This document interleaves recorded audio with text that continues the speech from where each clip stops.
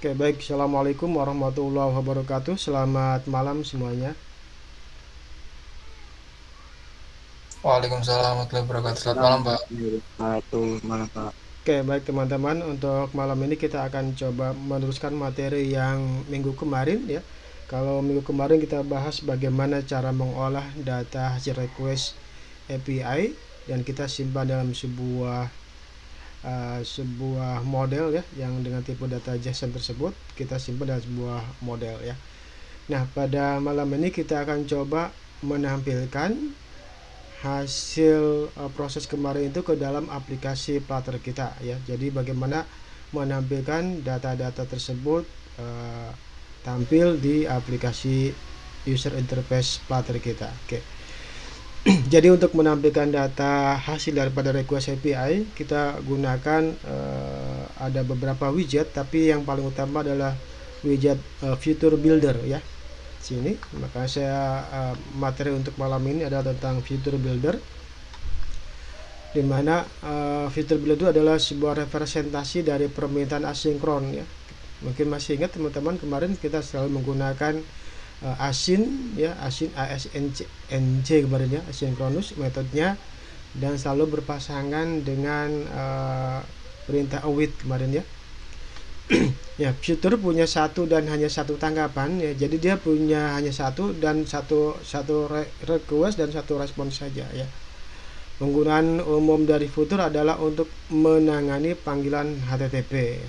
Yang dapat kita dengarkan pada Future adalah statusnya, apakah itu dilakukan, selesai dengan sukses, atau memiliki kesalahan. Dengan menggunakan widget Feature Builder, kita bisa dengan mudah mendapatkan status dari proses yang sedang kita jalankan, sehingga memudahkan kita dalam menentukan apa yang akan ditampilkan ke user saat status tertentu. Misalnya seperti menampilkan loading saat memuat data dari server menggunakan file, lalu menampilkan datanya saat sudah siap ya. Jadi si widget Feature Builder ini punya beberapa atribut atau properti maupun metode. Salah satunya adalah mengecek apakah datanya sudah kita dapatkan dari hasil permintaan kita atau tidak.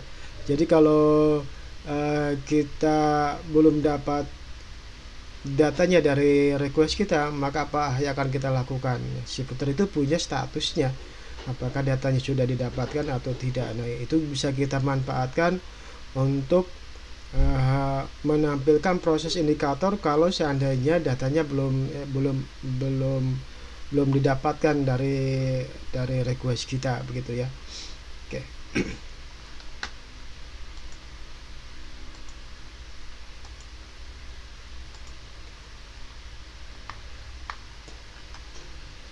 Nah, ada beberapa paket dan widget yang harus kita persiapkan untuk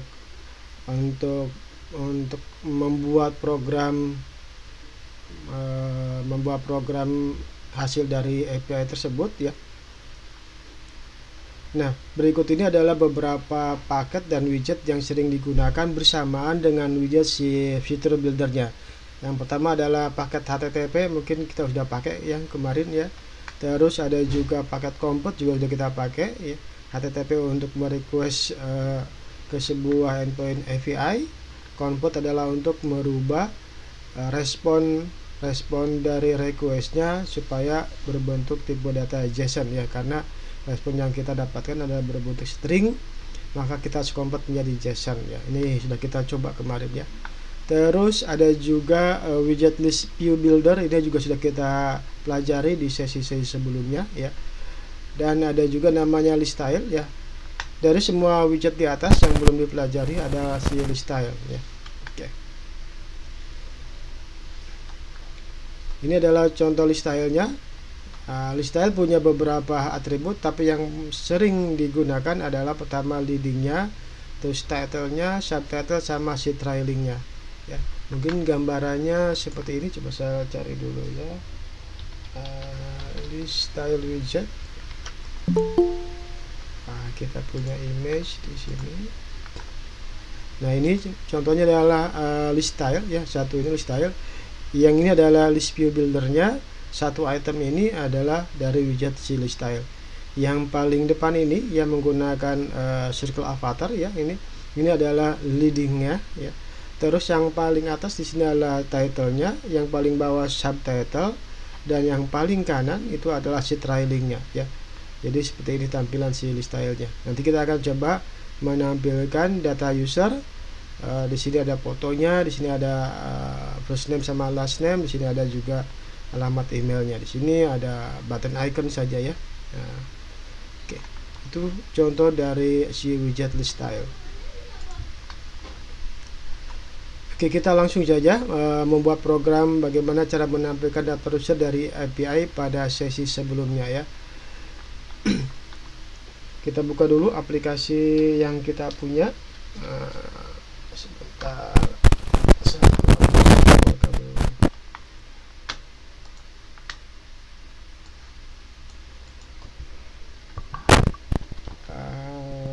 CD di publish. Kelas ini adalah 1901 CD app underscore 19E1. Oke, code jadi kita buka di VS Code ya.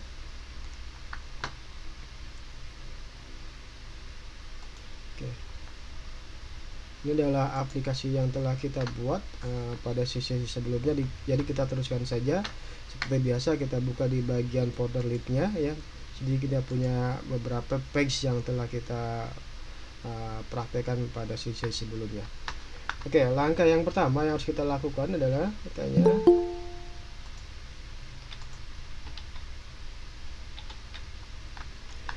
tambahkan paket HTTP pada file paspec.yaml ya gitu. Jadi kita sebenarnya ada beberapa cara untuk menginstal paket ke dalam aplikasi kita ya. Salah satunya adalah dengan menambahkan paket tersebut ke dalam file paspec.yaml. Tapi kalau mau teman-teman dengan cara yang lain, silakan aja bisa dicari atau menuju ke website si paketnya ya. Biasanya kita ada http flutter pub. Oke. Ini ya di pub.dev ya. Pub.dev, terus kita searching aja paket HTTP. Di sini ada installingnya.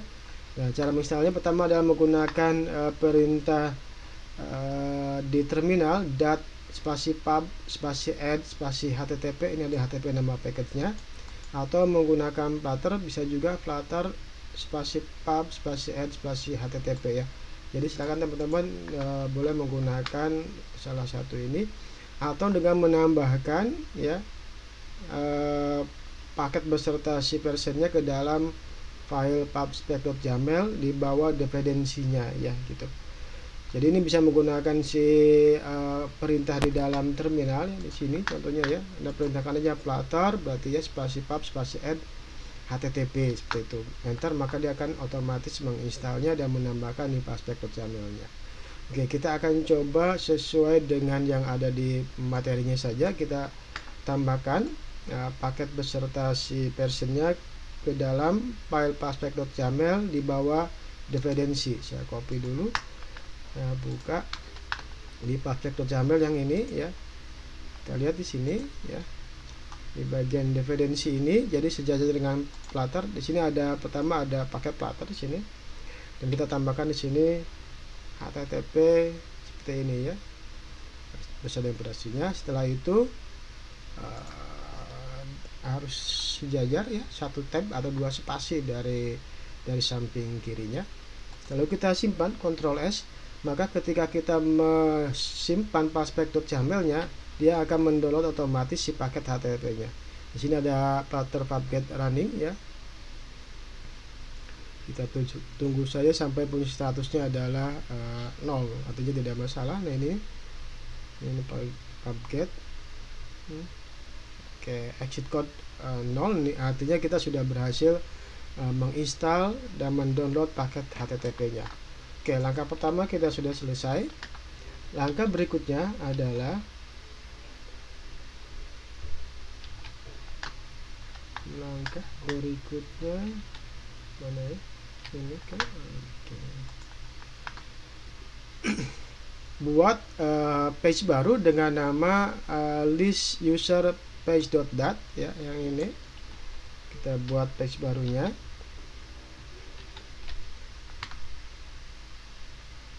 Ada masalah di mana?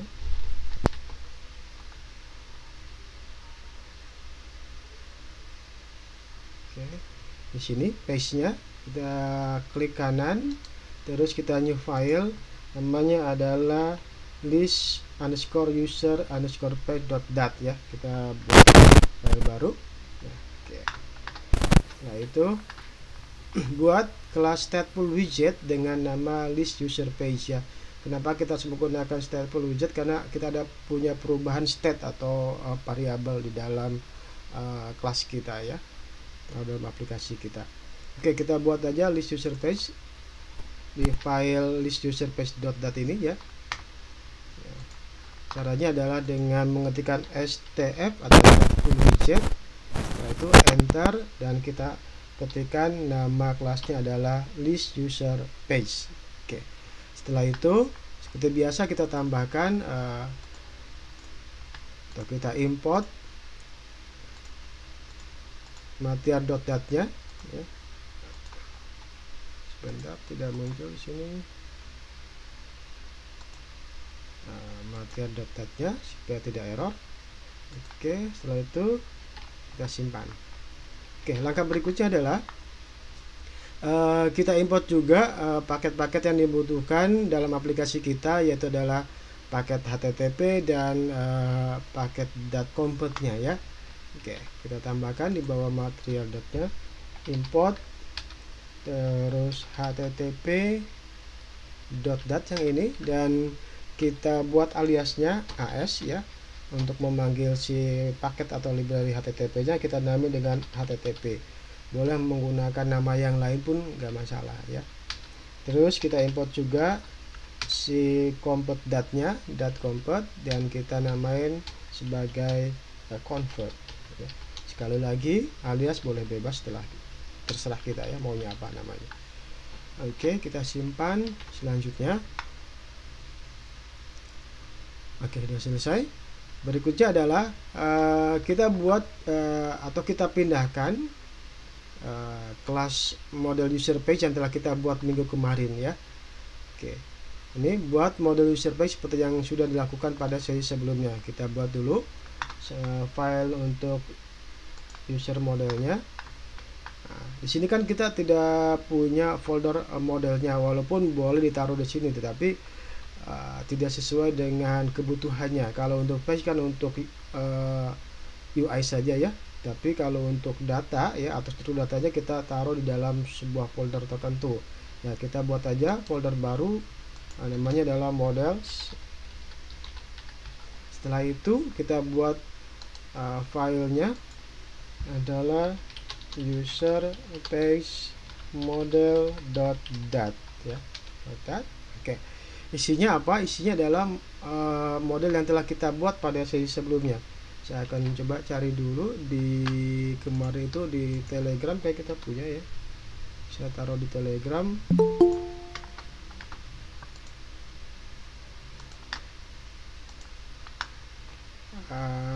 Kelas hari Sabtu ya. Sabtu ini. Nah, di sini ini adalah kelas user page-nya. Saya akan blok saja sampai dengan ujung. Saya copy, saya titik, dan saya pindahkan di file yang kita buat tadi ya. Oke, kejauhan, saya simpan. Oke ya, sudah selesai. Ini adalah kelas user page-nya yang telah kita buat pada minggu kemarin ya, dan kita akan pakai pada aplikasi ini. Baik, ini saya close dulu. Terus langkah selanjutnya adalah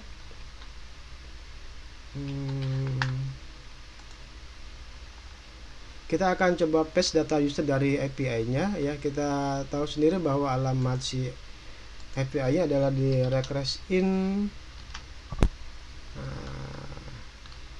yang ini ya. Nah, request in /api/user tanda tanya page sama dengan 2 begitu ya. Ini adalah alamat endpoint API-nya. Oke. Pertama yang akan kita lakukan adalah import dulu model user page yang telah kita buat. Oke. Jadi di import itu bukan si kelasnya tapi si filenya ya. Ini salah mungkin ya. Oke, saya akan coba import di dalam aplikasinya. Di list user kita import di sini. Import ya. Nah, karena si user model page itu adalah berada di luar si page ya, sedangkan si list user page.dat itu ada di dalam folder page, maka kita harus keluar dulu dari si folder page-nya dengan cara titik baru slash, itu adalah masuk ke folder yang kita inginkan. Berarti kita ke folder models, langsung ambil si user page modelnya kayak gitu ya caranya. Titik-titik itu adalah untuk keluar dari direktori aktifnya. Ini persis kayak gini ya. Ini saya berada pada folder si app_19e1 ya. Jadi kalau saya mau keluar dari si app_19e1, maka saya ketikkan cd titik-titik kayak gitu ya. Nah, sama ya.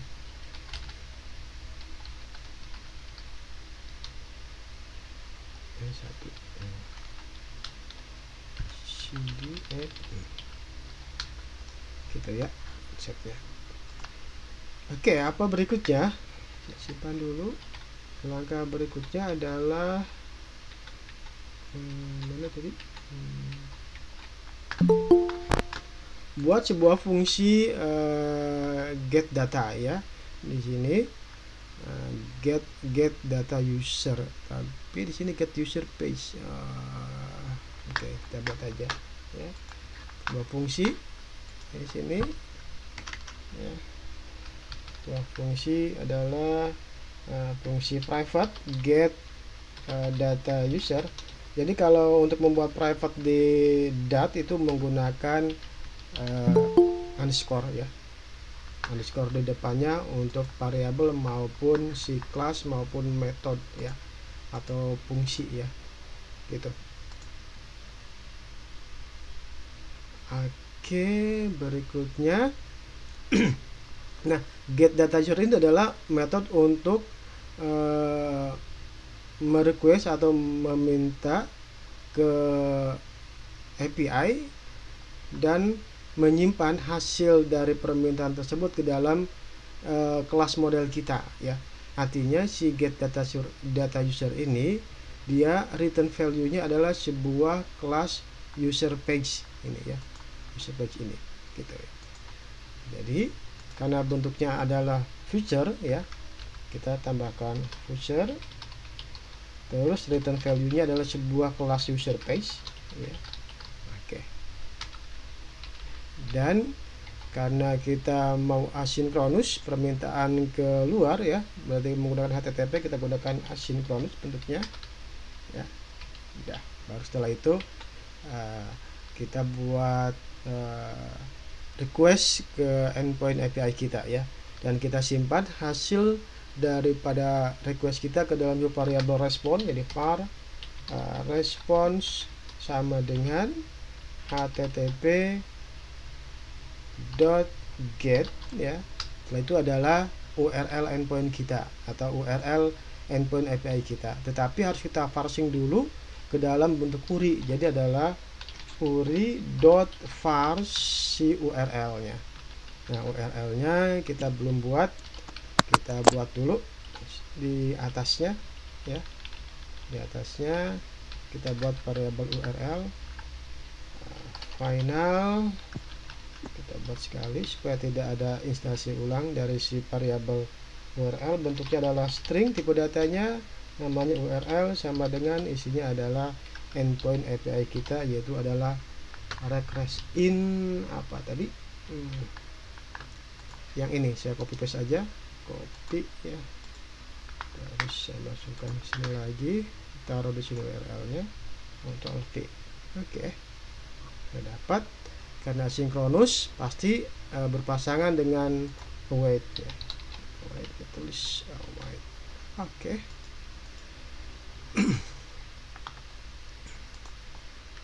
Oke, selanjutnya si respon ini atau si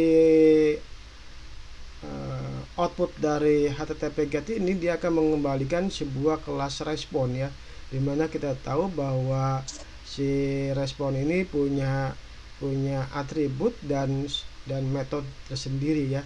Nah, si respon dia punya satu atribut status code yang mengindikasikan apakah sebuah requestnya berhasil atau tidak. Nah, kemarin kita udah coba ya, kalau dia status code-nya adalah 200 maka artinya request kita berhasil. Coba kita lihat di sini, kemarin di sini perasaan ada ya.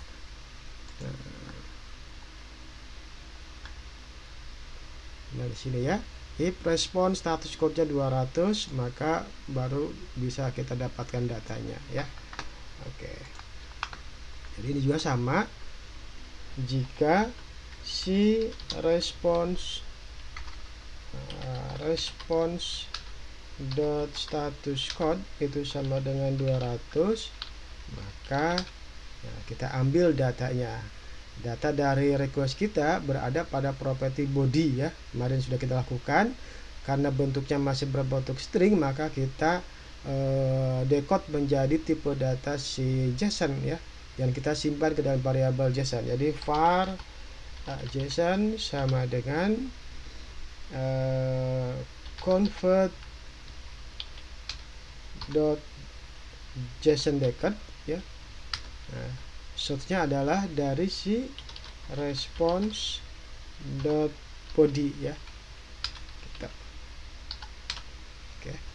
Sehingga kita dapatkan si respon ya, bentuknya adalah tipe JSON, dan kita akan masukkan data ini ke dalam kelas model kita, yaitu model user page-nya gitu ya. Oke, jadi kita masukkan aja dan kita kembalikan ke fungsinya. Jadi adalah return user page from JSON, yang kita masukkan adalah JSON-nya. Oke. Else kalau tidak ada maka kita returnkan saja sebuah kelas user page tapi tidak ada isinya ya, user page gitu. Oke. Sudah selesai kita membuat metode untuk get data usernya. Oke. Kita simpan. Oke, kita sudah membuat metodenya dan menyimpan hasil dari request kita ke dalam sebuah objek user page-nya ya. Jadi user page-nya itu kita punya datanya hasil dari si request-nya ya. Baik, kita akan buat di bagian si UI-nya, di user interface-nya. Kontainer kita ganti seperti biasa, kita gunakan scaffold ya.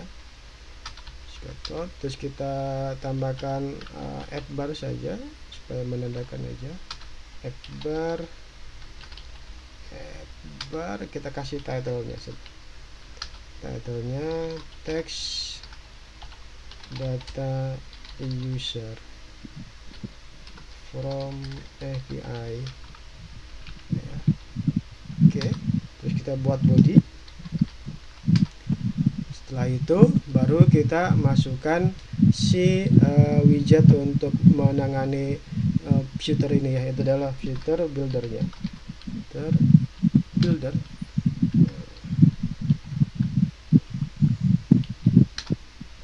Oke, tadi saya mute dulu ya. Oke. Nah, si filter builder ini dia punya atribut yang wajib ya diisi, yaitu adalah si buildernya ya. Tapi sebelum kita buat buildernya, kita harus mengisi juga atribut si futurnya ya. Di sini ada future dan kita isi dari metode future kita, yaitu adalah get data user. Oke.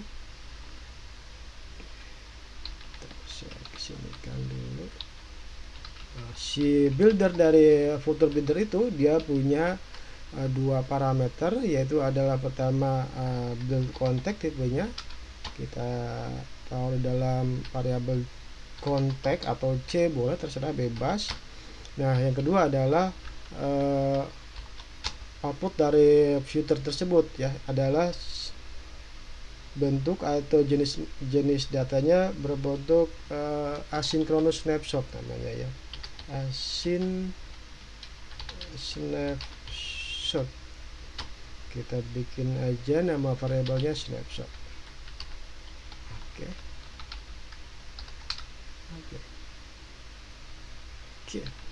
Nah, kita atur juga karena si Flutter Builder ini dia akan mengembalikan sebuah tipe data user page, maka kita harus kasih juga di sini tipe datanya, yaitu adalah tipe data dari outputnya, yaitu adalah si user page.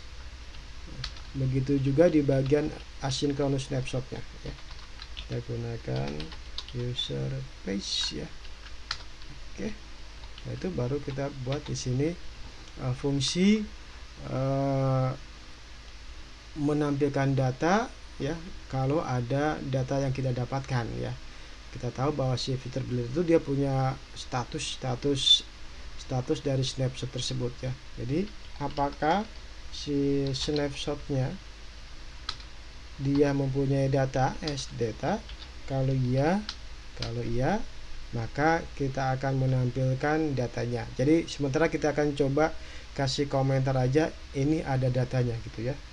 Jadi si returnnya saya kasih sebuah widget center supaya berada di tengah, terus shieldnya saya kasih teks saja, teks. Nah, sini ada datanya gitu ya, datanya. Oke.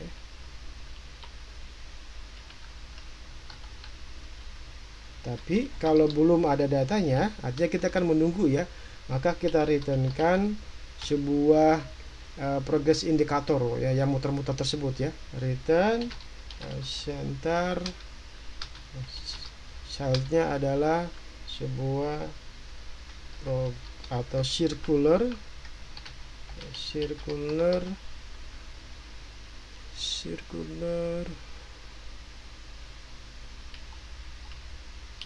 progress indicator. Nggak ada ya, progress, sebentar, nama cheer ya, cheer bukan cheer ya, tapi cheer kalau indikator ya. Oke, ya selesai ya, kita simpan. Nanti kita akan lihat dulu hasilnya ya. Jadi kalau ada datanya baru kita munculkan data dari responnya ya.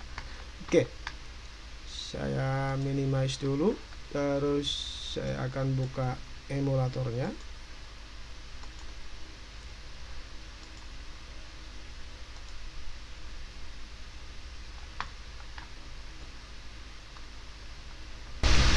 Oke, udah muncul emulatornya.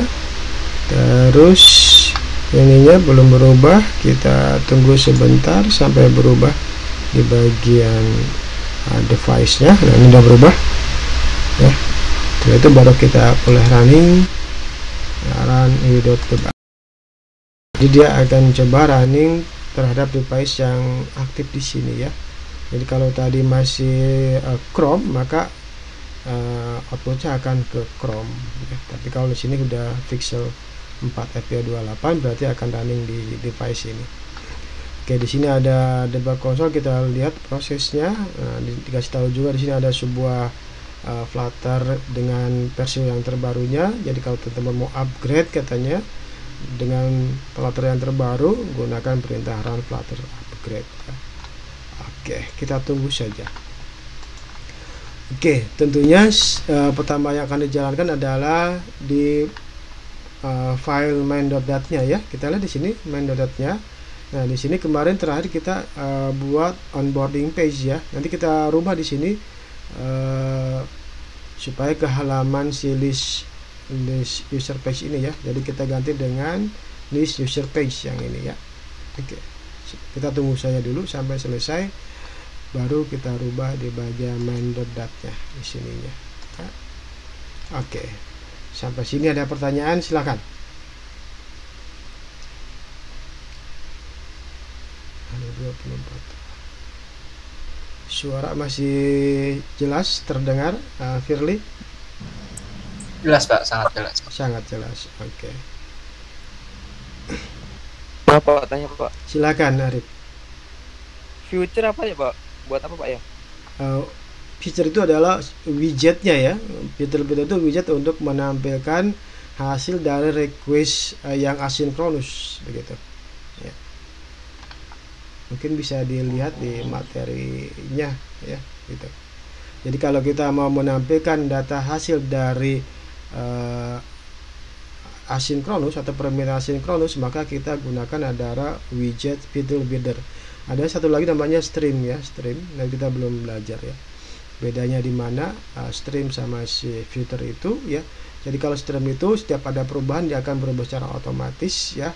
Tapi kalau si fitur builder itu cuma sekali, harus di refresh begitu ya permintaannya. Contohnya kalau ada yang API mungkin perubahan cuaca, mungkin yang berubah aja cepat gitu ya, kita nggak bisa menggunakan fitur tapi harus menggunakan stream ya. Tapi kalau hanya perubahannya lama ya kita gunakan fitur ini gitu ya. Gitu Arif. Oh iya Pak, makasih Pak. Oke, siap. Ini agak lama juga untuk runningnya. Apakah ada masalah? Ya kita tunggu saja dulu. Silakan, ada yang lain? Oh, ini ada, kayaknya ada masalah ya di sini. Itu harus upgrade dulu Pak. Iya, ini kayaknya di Kotlin versionnya ya, kita kan harus ditambahkan ya. Ini kayaknya Kotlinnya sudah lama atau tidak sesuai dengan versi si Flutter-nya. Jadi kita buka aja, gampang saja teman-teman, tinggal klik di sininya. Katanya update home public app Android dan Gradle-nya. Saya klik saja di sini dengan menekan Ctrl dan klik ini. Nah, ternyata sini kita punya 1.350 ya. Kita cek aja dulu si Gradle terbarunya ya. Gradle version, mungkin ada nih Gradle version ini berapa, release Gradle-nya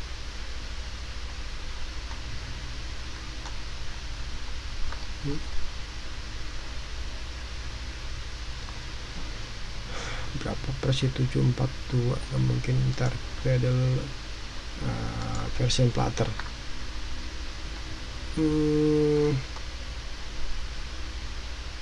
Ini 2021. Bentar saya lihat dulu Pak. Satu berapa? Ada yang tahu yang terbarunya Gradle-nya?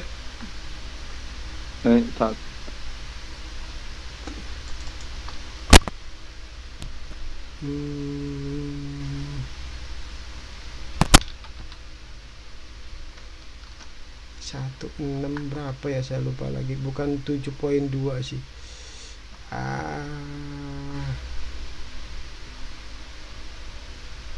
Bentar saya lihat di ini dulu. Semalam itu kelas yang terbaru 1,6.10 Pak. 6.10. Oke. Ya. Yang terbaru itu ya. Oke. 1.610. 1.6.10. Iya benar, kayaknya ini ya. Oke, saya simpan dulu. Oke, terus saya ulangin di main.dat-nya ya. Saya running lagi dan detik lagi. Oke, kita tunggu. Oke, ini yang terbaru ya. Gradle-nya adalah 6.10 ya.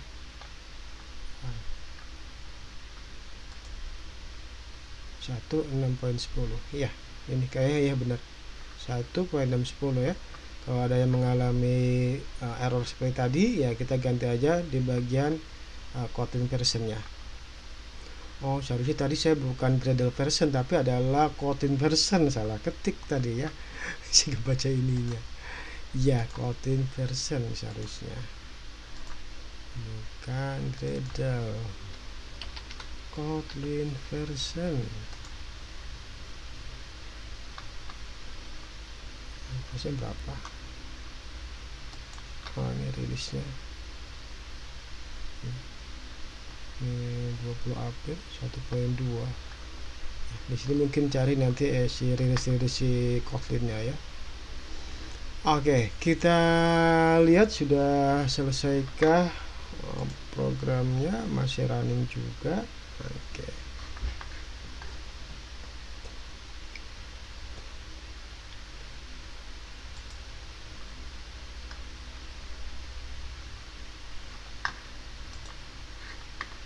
Kita tunggu dulu ya.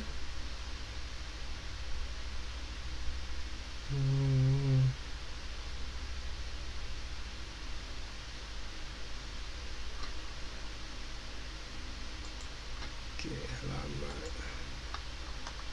Ini sudah semua. Oke, nanti kita buat list view buildernya. Ini bagian terakhir untuk menampilkan daftar si user dari request in ini ya. Kita punya datanya seperti ini. Sebenarnya yang akan kita tampilkan hanya di bagian si datanya saja ya, data. Tapi si user page kita, model kita sudah bisa menyimpan ke semuanya ya. Yang ini pun bisa kesimpan karena kita punya atribut page per page, terus total page sama si datanya ya. Pak, saya mau tanya Pak. Silahkan. Kalau misalkan Bapak nih sebagai pengembang atau developer untuk Flutter itu sendiri, itu lebih baik pakai database apa ya Pak ya? Atau SQLite atau pakai Firebase? Ya, sebenarnya sih ya tergantung kepada kebutuhan ya. Jadi kalau mau menyerahkan dan lebih lebih simpel, saya pikir ya gunakan Firebase ya. Jadi kita nggak mikirin bagaimana membuat database atau segala macam, mesin yang kita gunakan seperti apa gitu ya. Ya, kita gunakan Firebase. Tapi karena kan Firebase juga berbayar ya, jadi emang sih awalnya gratis sih si Firebase, tapi dia sebenarnya berbayar kelama-lamaan, ada batasnya, batas per requestnya, ada juga batas datanya. Nah, tapi kalau kita mau sendiri ya kita buat di server tersendiri, tapi itu syaratnya kita harus buat API-nya, karena untuk mengambil datanya si Flutter nggak bisa langsung ke si database-nya, tapi harus ada pihak perantaranya, yaitu adalah si API-nya. Jadi kita harus buat juga program untuk si API-nya untuk menghubungkan aplikasi Flutter kita ke database yang kita punya. Tapi kalau kita menggunakan Firebase, si Firebase sudah menyiapkan si API-nya, tinggal kita pakai sebenarnya ya. Jadi tergantung kepada kebutuhan gitu ya. Gitu. Tadi siapa yang nanya ya? Saya lupa. Ya, terima kasih Pak. Oh iya, Ferry ya, ingat gitu ya. Ya, kalau punya budgetnya ya kita gunakan Firebase, lebih bagus ya, seperti itu. Dan kita nggak akan pusing dengan maintenance maupun infrastruktur si database yang kita gunakan ya. Tinggal kita dapatkan API-nya aja seperti itu ya. Oke.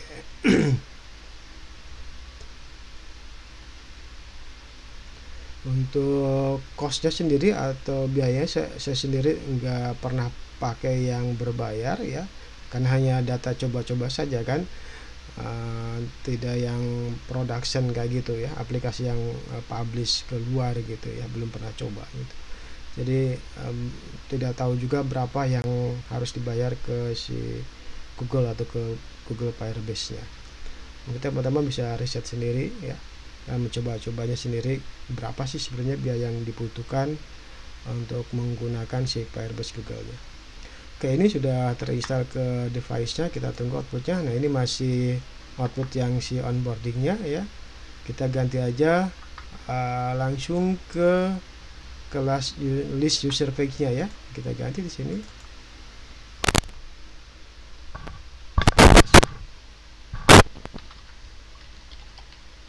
List user page ini kan ada dapat kita. Oke. Dan kita simpan dulu. Dan kita lihat, perhatikan ya di sini.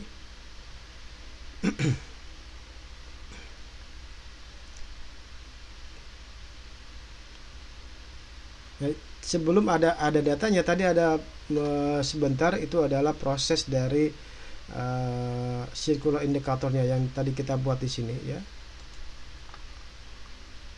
Bagian nih circular progress indicator. Nah, jadi selama belum kita punya datanya, maka dia akan masuk ke sini dulu, tapi kalau udah datanya dia baru muncul ke sini. Nah, itu adalah gunanya kita menggunakan filter buildernya yang punya status si hash data ini ya.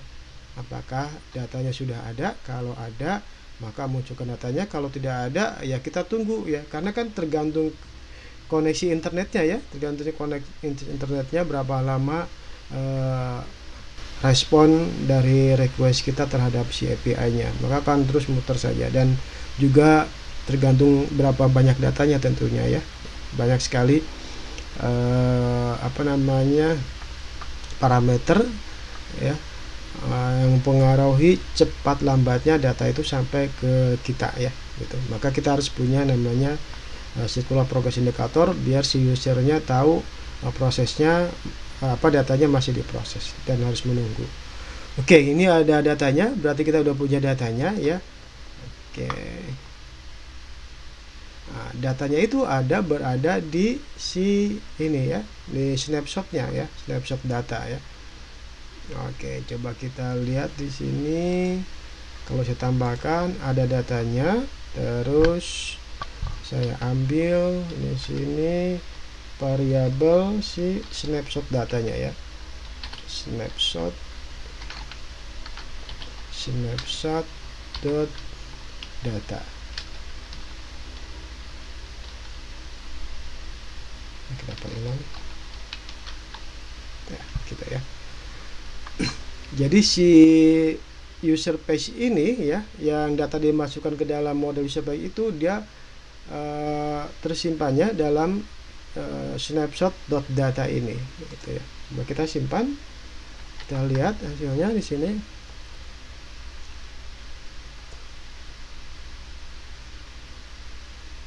Nah, ini ya, ada datanya suatu instan dari kelas user page. Nah, kita udah punya instan dari kelas user page-nya begitu ya. Jadi kalau saya mau nampilkan di sini, user page kan punya atribut apa aja di sini ya. Ada page per page gitu ya, ada total sama total page sama si user, walaupun nanti kita yang akan kita munculkan ini kan. Nah, kita coba ambil ini, bisa enggak ya? Nah, ini kan si snapshot data itu adalah user page. Jadi kalau kita langsung akses si atributnya titik Ctrl Z langsung dengan titik, maka akan muncul si atribut ya, atribut dari kelas si user page. Ada page per page sama total page. Jadi saya mau ambil yang total aja gitu ya. Di sini ada errornya. Kenapa errornya? Adalah the property total cannot be unconditional because receipt can be null. Karena ya bisa jadi si total itu adalah null ya. Jadi kita kasih tahu bahwa ini ada datanya gitu ya. Kasih tanda seru saja, ada datanya. Kita paksa ada datanya ya. Kita simpan, coba munculnya ada datanya 12 begitu ya. Coba kita lihat di sini. Nah, ini total kan 12 di sini ya, kita dapatkan. Oke, gitu ya. Baik, kita udah dapatkan properti di model user page-nya. Begitu juga kita bisa ambil tentunya adalah properti atau atribut si usersnya ya enggak. Nah, coba kita simpan. Yang akan muncul itu adalah ini ya, adalah sebuah, ada datanya. Ini ada kurung siku, artinya adalah sebuah list ya. Ini sebuah list di mana setiap satu item listnya itu adalah sebuah instan dari kelas user. Oh ya, sebuah instan dari kelas user. Kita tahu di sini user model itu punya kelas user ya, yang ini. Nah, berarti setiap si satu item list dia ada punya ini, nah, punya data ini gitu. Oke, karena berbentuk list maka kita akan gunakan yang widget yang kemarin kita gunakan, yaitu adalah list view builder-nya ya, list view builder. Jadi kita ganti di sini shieldnya ya. Bukan sebuah tag, karena kita akan menampilkan sebuah daftar list ya. Ini sebentar, kita ganti dengan sebuah list view builder ya, dimana si list view builder dia punya atribut item builder, juga punya atribut apa kemarin adalah si item count-nya ya. Item count-nya tentunya kita ambil dari si list user ini ya. Nah, ini kan bentuknya list nih. Nah, ini user ini. Jadi user.length itu kita udah dapatkan banyaknya si item pada list user ini. Oke. Jadi kita tambahkan di sini adalah snapshot .data.users.length. Error. Nah, ini ada, kita kasih tahu ada datanya ya, user juga ada itemnya gitu ya. Oke, baru di si item builder dia punya parameter kemarin apa, konteks ya, konteks sama si indeksnya, masih ingat ya indeksnya. Mau pakai n pakai i sih nggak masalah sebenarnya ya. Nah, kita buat fungsi di sini. Setelah itu kita buat returnnya adalah sebuah list style, itu yang akan kita gunakan ya. Jadi kalau mencoba tanpa menggunakan list style ya bisa aja kita bisa gunakan, contohnya adalah menggunakan apa nih, menggunakan sebuah tag, bolehlah text gitu ya. Kita ambil di sini namanya aja ya. Di sini kan banyak nih. Si user itu punya email, punya first name, last name, sama avatar. Kita coba ambil yang first name-nya saja ya. Coba di sini kita ambil adalah snapshot ya, .data .users, terus untuk indeks ke indeks pada atribut si first name. Oke, kita kasih tahu seperti biasa ya. Di sini ada datanya, ada listnya, first name-nya juga ada datanya gitu. Oke, coba kita simpan. Ctrl S, di sini masih ada error. Ada titik koma di sini ya. Oke, saya Ctrl S. Dan kita lihat di sini nih ada Michael, Lindsay, Tobias, Byron, George sama Rachel. Nah, ini adalah di first name-nya. Coba kita lihat di sini outputnya ya. Jadi kalau kita lihat di sini, nah, si first name-nya ada Michael, Lindsay, si Tobias, Byron, si George sama si Rachel ya. Nama. Oke, kalau kita gunakan teks, nah tapi kita akan menggunakan list style karena kita akan menampilkan beberapa atribut dalam satu list, satu baris list ya. Satu list ini ada beberapa atribut yang akan kita tampilkan. Oke. Jadi saya akan hapus dulu di sini returnnya menggunakan si list style ini. Oke. Dan dia punya beberapa atribut. Contohnya adalah yang pertama di bagian si apa tadi, leadingnya ya. Di leadingnya kita kasih circle avatar ya. Ini adalah widget-widget yang telah kita pelajari ya. Dan kita set di bagian background image-nya saja, diambil dari avatarnya, data avatar si usernya ya. Jadi kalau kita lihat di sini ya, ini ada avatarnya. Contohnya yang ini nih ya. Kalau saya Ctrl C, saya buka di sini.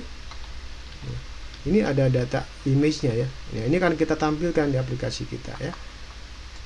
Oke, kita lihat di sini dulu. Jadi adalah menggunakan apa? Network image tentunya. Lagi-lagi ini pun sudah kita pelajari ya.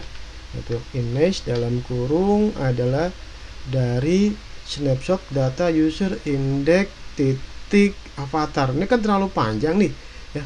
Ya, kita tahu sendiri bahwa si list tadi itu, si list user ini, setiap satu indeks dia adalah instan dari sebuah kelas user ya.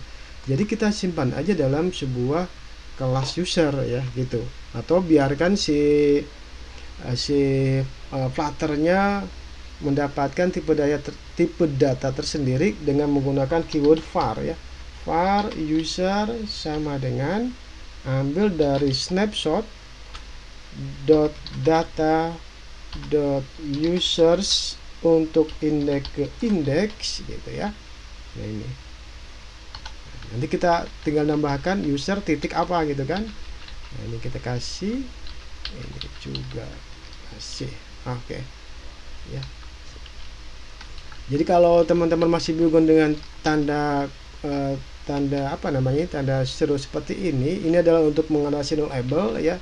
Jadi teman-teman silahkan baca lagi di materi dat dasar ya kalau nggak salah ya, saya lupa lagi nih karena udah lama sekali kita bahas ini ya. Setelah itu baru di sininya kita tinggal mengaksesnya adalah si variabel user, karena kan variabel user pasti akan menjadi sebuah kelas user ya.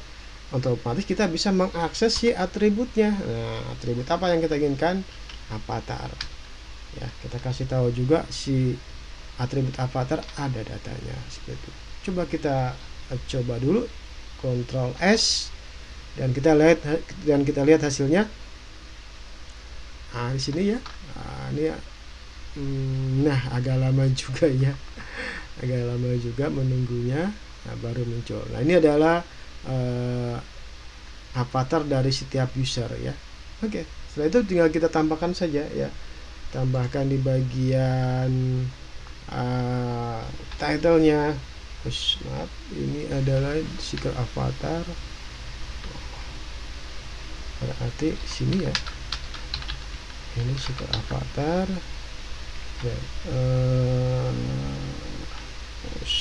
Benar kayak tadi. Style di sini berarti sejajar dengan leading adalah si title-nya. Kita gunakan teks saja ya. Terus kita gabung antara si first name sama si last name-nya gitu ya. Jadi adalah variabel dari user dot first name, dan kita gabung pakai spasi dulu dengan variabel si users dot last name ya. Dot user last name, dan kita kasih tahu ada datanya, first name juga ada datanya. Terus berikutnya kita kasih juga subtitle-nya adalah teks, kita ambil dari email saja, email. Berikutnya ada trailing-nya ya, kita kasih icon aja ya, icon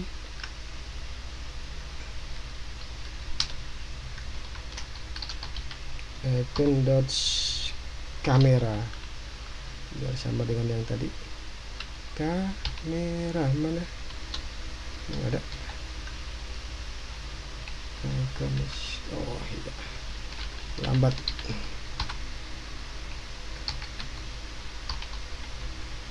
Kamera yang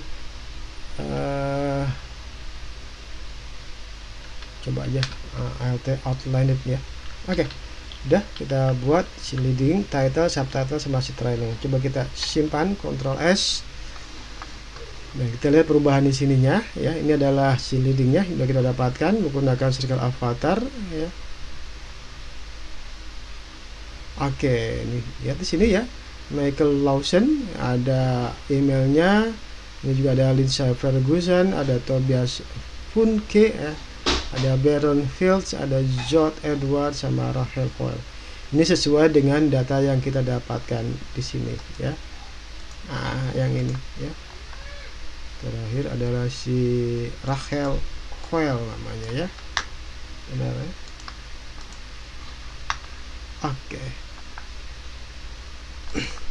Dah, kita selesai membuat program untuk menampilkan daftar user hasil dari request ke API yang kita inginkan. Mungkin itu saja yang dapat saya sampaikan.